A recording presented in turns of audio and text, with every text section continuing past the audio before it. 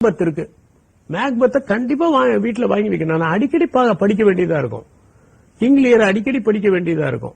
ஷேக்ஸ்பியருடைய complete works, அதுல இருக்கக்கூடிய complete இன்ஃபர்மேஷனை பற்றிய பேராஃப்ரேஸ் எல்லாமே வாங்கி வச்சிருக்கணும். அப்ப எது முக்கியம், எந்த புத்தகம் நமக்கு மிகவும் முக்கியம், அப்ப அந்த புத்தகத்துல என்ன வசதி நாமளே வாங்கும்போது அந்த புத்தக கீழே நம்ம தேவையான இடத்துல அண்டர்லைன் பண்ணுவோம். மார்க்கர் பேனாவில் நான் கேள்விப்பட்டேன் ஒரு முறை, சில பேர்லாம் என்ன பண்ணுவாங்கன்னா புத்தகம் வாங்கினா அந்த புத்தகத்தை குன்றக்குடி அடிகளார் தான் அப்படி பண்ணுவாராம். அந்த புத்தகத்தை உடனே பிரிக்க சொல்லிடுவாராம். பிரிச்சுட்டு ஒவ்வொரு பேஜ்லயும் ஒரு ஒயிட் பேப்பர் வைக்கணுமா, வச்சு பைண்ட் பண்ணுவாங்களாம். அவர் என்ன பண்ணுவாரா, அந்த ஒயிட் பேப்பர்ல அதை படிக்க படிக்க அவருடைய ரிஃப்ளெக்ஷன்ஸ் எல்லாம் எழுதிக்கிட்டே வருவாராம். எனக்கு சில டைம்ல நம்ம லைப்ரரியில போய் ஒரு புக் எடுப்போம், நல்ல புக் தான், ஆனா அதுல எதுவுமே நம்ம எழுத முடியாது, நம்ம நோட் பண்ண முடியாது, அல்ல சந்தேகத்தை குறிக்க முடியாது. இது மாதிரி நிறைய அசௌகரியங்கள் இருக்கு. ஆக ஒரு முறை வாசிக்க வேண்டிய புத்தகம்னா பரவாயில்ல, பல முறை வாசிக்க வேண்டிய புத்தகமா இருந்தா திடீர்னு நம்ம எடுத்து படிக்கணும், நைட்ல திடீர்னு ஒரு சந்தேகம் வருது ரெஃபர் பண்ணோம்னா அப்ப ரொம்ப எசென்சியலான புத்தகத்தை நம்ம வாங்கிடணும். அதுல உள்ள வசதி மார்க்கர் பேனால மார்க் பண்ணிக்கலாம், சைட்ல எழுதிக்கலாம், நம்ம ஏதாவது ஒரு சந்தேகம் இருந்தா நோட் பண்ணிக்கலாம், முன்னால எந்த பேஜ் முக்கியம்னு நோட் பண்ணலாம். இந்த மாதிரி பல்வேறு வசதிகள் இருக்கு. தொடர்ந்து படிக்கலாம், 4 முறை படிக்கலாம். இப்ப படிச்சுட்டோம், ஓரளவுக்கு ஒரு அண்டர்ஸ்டாண்டிங் கிடைச்சிச்சு. அதை பத்தி பின்னாடி பேச போறேன். நான் எப்படி படிக்கணுங்கிற சம்பந்தமா பின்னாடி பேச போறேன். ஏன்னா நிறைய பேரு படிக்கிறதுல இருக்கக்கூடிய அந்த டெக்னிக்கை தெரியாம படிக்கிறதுனாலதான் பல விஷயங்கள் அவங்க உள்ள போகாம இருந்துக்கு. ஒரு புத்தகத்தை எப்படி படிச்சா அதுல இருக்கிற அத்தனை சமாச்சாரத்தையும் உள்ள கொண்டு போக முடியும், அந்த புத்தகத்தையே உள்ள வாங்கிக்க முடியுமா, வாங்கிக்க முடியும். அதுக்கான ஆற்றல் நமக்கு இருக்கு. ஆனா அதுக்கான மெத்தடாலஜி நம்ம அடாப்ட் பண்ணணும். பல நேரங்கள் அந்த மெத்தடாலஜி நம்ம அடாப்ட் பண்றது இல்ல. அப்ப சைட்ல எழுதுறது, கிறுக்கிறது அல்லது நோட் பண்றது, இது எல்லாத்தையுமே நாம செய்யறதுக்கு நம்ம கிட்ட ஒரு புத்தகம் இருக்கணும். ஆக கோர் புக் எது அப்படின்னு கார்பரேட் செக்டர்ல சொல்லுவாங்க, you cannot outsource the core functions of the corporation. ஒரு கம்பெனி இருக்குன்னா அதுல சில விஷயங்களை தான் அவுட் சோர்ஸ் பண்ண முடியும், எல்லா விஷயத்தையுமே அவுட் சோர்ஸ் பண்ண முடியாது. அந்த கம்பெனிக்கு கோர் ஃபங்க்ஷன்ஸ் இருக்கும், அந்த கோர் ஃபங்க்ஷன்ஸ் அவங்க அவுட் சோர்ஸ் பண்ண முடியாது. உதாரணத்துக்கு கார்பனேட்டட் ட்ரிங்க்ஸ் வச்சிருக்கக்கூடிய கம்பெனிஸ் எல்லாமே மேனுஃபேக்சரிங், அவங்களுடைய அந்த பேசிக் ஃபங்க்ஷன், அந்த ரா மெட்டீரியலை ப்ரொடியூஸ் பண்றதை அவங்க அவுட் சோர்ஸ் பண்ண மாட்டாங்க. அதான் சீக்ரெட், அந்த ஃபார்முலா யாருக்கும் தெரியக்கூடாது, அது ரகசியமா வச்சிருக்காங்க. ஆனா பாட்லிங் அவுட் சோர்ஸ் பண்ணுவாங்க, டிரான்ஸ்போர்ட் அவுட் சோர்ஸ் பண்ணுவாங்க, மார்க்கெட்டிங் அவுட் சோர்ஸ் பண்ணுவாங்க. ஆனால் ப்ரொடக்ஷன் அவங்க அவுட் சோர்ஸ் பண்ண மாட்டாங்க. அது மாதிரி கோர் ஃபங்க்ஷன்ஸ் பண்ண முடியாத மாதிரி தான் கோர் இன்ஃபர்மேஷன் இருக்கக்கூடிய ஒரு புத்தகத்தை நம்ம வாங்கணும். ஒவ்வொரு சப்ஜெக்டுக்கும் அது மாதிரி முக்கியமா எத்தனை புக் வாங்கணுங்கிறத நம்ம ப்ரொஃபசரை கன்சல்ட் பண்ணா அவங்க ஒரு ஸ்டாண்டர்டான புக்கை சொல்லுவாங்க, அதை நம்ம வாங்கிடணும். அது ஒரு மெட்டீரியல். ரெண்டாவது, சில நேரங்கள்ல ஒரு எம்பிரிக்கல் சயின்ஸா இருக்கும், அதை பற்றி நிறைய வாசிக்க வேண்டியதா இருக்கும். தொடர்ந்து ஒரு உதாரணத்துக்கு நான் சொல்றேன் பாருங்க, நிறைய டெக்ஸ்ட் புக்ல நிறைய மெட்டீரியல்ஸ் இருந்தா கூட ஒரு முறை நான் ஒரு IARI அவங்க வெளியிட்ட ஒரு புத்தகத்தை படிச்சேன், ஒரு ஜேர்னல். அதுல பல்சஸ் அண்ட் ஆயில் சீட்ஸ் உற்பத்தி இந்தியாவில் ஏன் குறைஞ்சிருக்கு, அதை எப்படி அதிகப்படுத்தலாம்னு ஒரு ஆர்டிகல் படிச்சேன். யூ won't believe, 10 பாயிண்ட்ஸ், பிரமாதமான பாயிண்ட்ஸ். இது எங்க அக்ரானமி எக்ஸாம்ல வந்தது. மற்ற ஸ்டூடெண்ட்ஸ் எல்லாம் ஒரு 4-5 பாயிண்ட் ப்ரொஃபசர் சொன்னதை மட்டும் எழுதினாங்க. நான் இந்த 10 பாயிண்டையும் சுருக்கி எழுதினேன். அதுல நல்ல மார்க் எடுத்தது மட்டும் இல்ல, அதே கொஸ்டின் எனக்கு சிவில் சர்வீஸ் வரும்போது நான் நல்லா எழுத முடிஞ்சது. அப்ப சில சப்ஜெக்ட்ல நம்ம ஜேர்னல்ஸ் கூட வாங்க வேண்டியதா இருக்கும். அந்த ஜேர்னல் என்ன, முக்கியமான ஜேர்னல் என்னவோ அதை நம்ம வாங்கிக்கிறதுல தப்பில்லை. வாங்கிட்டு அதுல முக்கியமான ஆர்டிகல் மட்டும் எடுத்து நாம பின் பண்ணி நம்ம வச்சுக்கலாம். அது ஒரு வசதி. இது நம்ம கிட்டயே இருக்கக்கூடிய மெட்டீரியல். இப்ப கிளாஸ்ல நடத்துறாரு, ஒரு ப்ரொஃபசர் நடத்துறாரு. நான் ஏற்கனவே சொன்னேன், கிளாஸ்ல அட்டென்ஷன் ஸ்பேனை இன்க்ரீஸ் பண்றதுக்கு நம்ம கவனிக்கணும். அப்ப கவனிக்கிறத ஃபெசிலிட்டேட் பண்றதுக்கு என்ன வழி? மைண்ட் ட்ரிஃப்ட்ஸ், நம்ம மைண்ட் இருக்க அதை கண்ட்ரோல் பண்றதுதான் ரொம்ப ரொம்ப கஷ்டம்.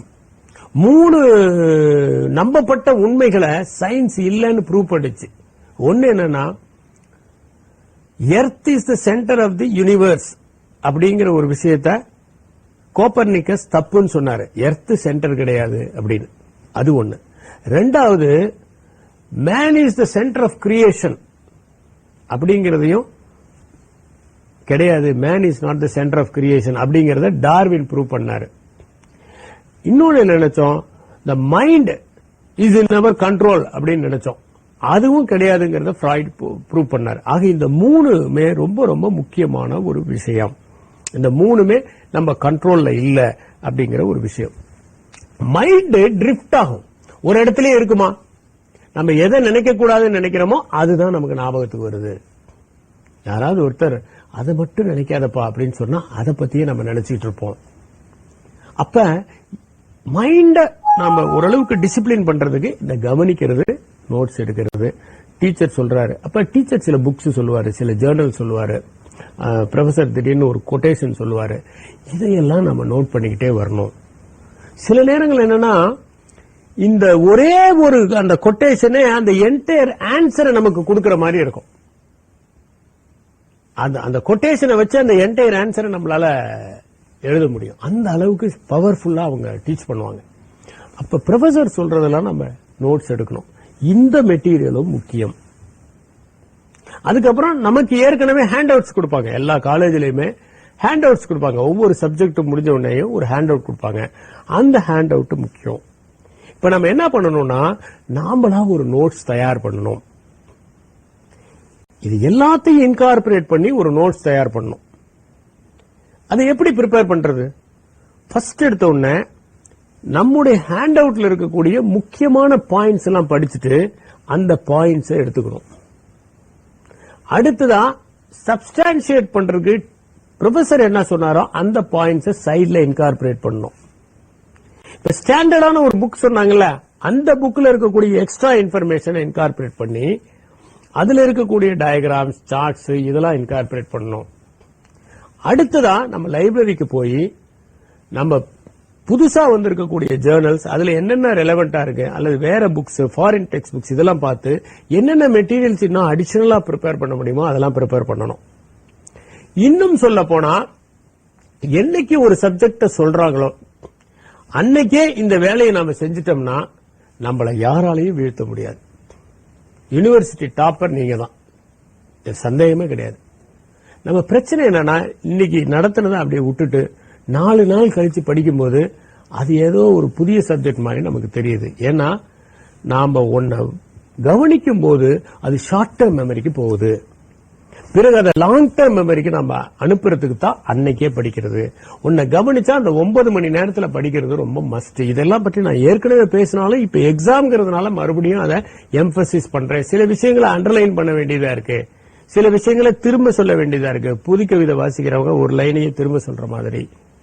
அப்ப முக்கியமானது என்ன, இந்த லாங் டேர்ம் மெமரிக்கு நாம அனுப்புறதுக்கு இன்னைக்கு நடத்தினதை இன்னைக்கே வந்து அந்த ஹேண்ட் அவுட்ஸ் ஒரு தடவை படிச்சுட்டு எக்ஸ்ட்ரா பாயிண்ட்ஸை கலெக்ட் பண்ணி டெக்ஸ்ட் புக்ல இருக்கக்கூடிய இன்ஃபர்மேஷன், அதுக்கு தேவையான டூல்ஸ், இது எல்லாத்தையும் இன்னைக்கு நடத்துற அந்த 3 சப்ஜெக்டையும் நம்ம பார்த்துட்டோம்னா அது வந்து அதை ஒட்டுமொத்தமா ஒரு இன்டகிரேட் பண்ணி ஒரு நோட்ஸ் தயார் பண்றோம்.